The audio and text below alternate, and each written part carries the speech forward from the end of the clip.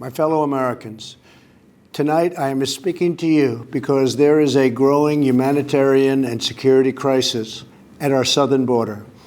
Every day, Customs and Border Patrol agents encounter thousands of illegal immigrants trying to enter our country.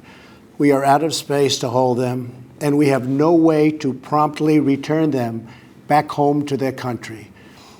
Over the years, thousands of Americans have been brutally killed by those who illegally entered our country, and thousands more lives will be lost if we don't act right now.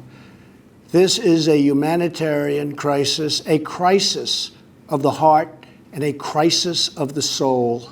As part of an overall approach to border security, law enforcement professionals have requested $5.7 billion for a physical barrier.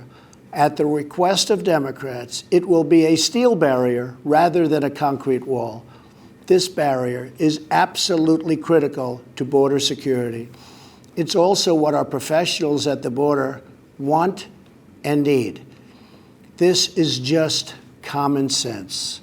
Democrats in Congress have refused to acknowledge the crisis, and they have refused to provide our brave border agents with the tools they desperately need to protect our families and our nation. The federal government remains shut down for one reason, and one reason only, because Democrats will not fund border security. My administration is doing everything in our power to help those impacted by the situation. But the only solution is for Democrats to pass a spending bill that defends our borders and reopens the government. This situation could be solved in a 45-minute meeting.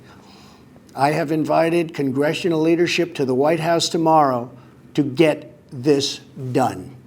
Hopefully, we can rise above partisan politics in order to support national security.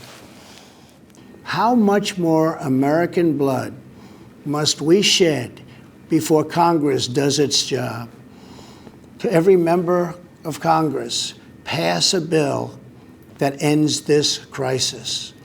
To every citizen, call Congress and tell them to finally, after all of these decades, secure our border. This is a choice between right and wrong, justice and injustice. This is about whether we fulfill our sacred duty to the American citizens we serve. When I took the oath of office, I swore to protect our country, and that is what I will always do. So help me God. Thank you and good night.